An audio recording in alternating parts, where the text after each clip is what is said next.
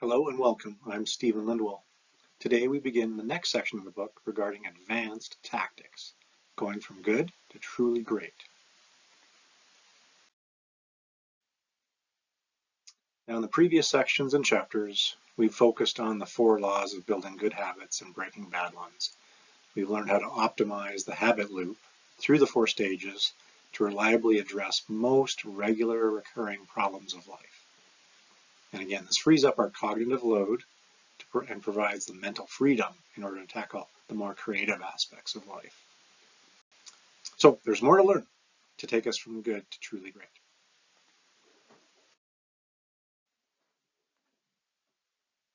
Chapter 18, the truth about talent, when genes matter, when they don't. So this chapter complements the 3rd and 4th laws about making it easy and then making it satisfying as well. If you're bad at golf, maybe it's not you.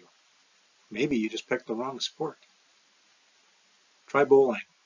Fewer variables, same beer. The truth is, success often has less to do with discipline and more to do with picking the right game. In this chapter, we're diving into why your genes don't decide your destiny, but they might be hinting at what you're naturally built to win at. People are born with different natural abilities. When your habits line up with your natural gifts, they're not just easier, they're more enjoyable. It only makes sense to play the game where the odds are in your favor. Boiling water softens a potato, but hardens an egg. Same environment, completely different results. It's not about the water, it's about what you're made of. Some people thrive under pressure, others melt. The trick is knowing which one you are and picking environments that make you better, not bitter. The lesson? Your environment determines how your abilities perform. Your competence depends on the context. So I'm 5'9", and I'm a decent curler, but I still need a stepladder just to dunk a donut. I'm analytical, so I can solve problems, but I'm not painting that next Mona Lisa. Some people run marathons. These dogs aren't much competition for these guys.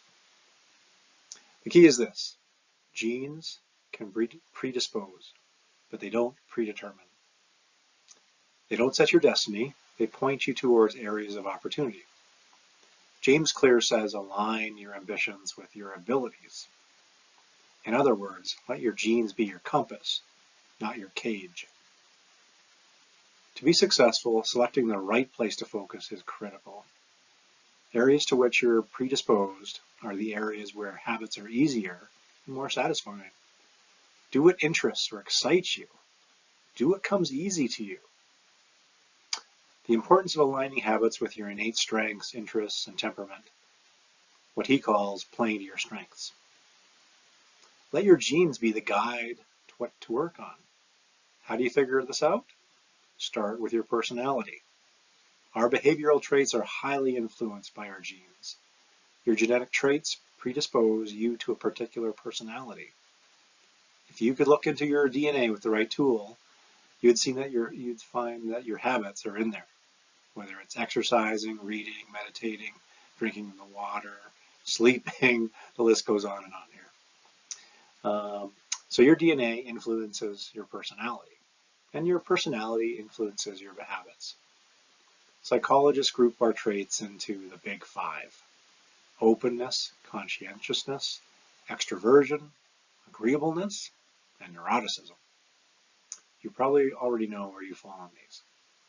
For example, are you friendly and compassionate? Or are you more direct and challenging? Are you adventurous or steady and disciplined?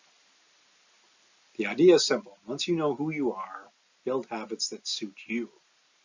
Choose habits that fit your personality instead of fighting against it. When you do that, progress feels effortless. I did Myers-Briggs personality tests early in my career, but there are many other types of tests. If you click on the link in the bottom right here, the author has links to 4 other personality tests. It's good to understand your personality first is the message. Then build habits that work for your unique personality. Choose what best suits you. Pick the right habits for you and progress is easy. The technique that James Clear advocates for in this is this explore-exploit trade-off. At first, life is like a buffet. You've got to try a little bit of everything, but once you know what tastes good, double up on that dish. So that's the explore-exploit trade-off. Experiment early, specialize later. In the beginning of any pursuit, there should always be a period of exploration. Try out many possibilities. Once you've got some experience, you'll discover what's working and what's not. Exploit areas in which you're winning. Focus 80 or 90% of your time in these winning areas, but keep a room for exploring, like this remaining 10-20%, because there's always a better way. So I've got 2 questions for you today. What's a habit that you found easy and effortless to stick with?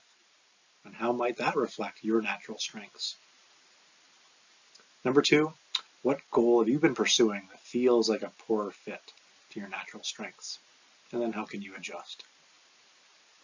Drop your answers and comments below. So in closing, the truth is success isn't about becoming someone else. It's about becoming more of yourself. You can't control your genes, but you can control your game. And that choice determines the score. So your first task is to find what feels effortless to you. Your second task is to put maximum effort into that. Thank you.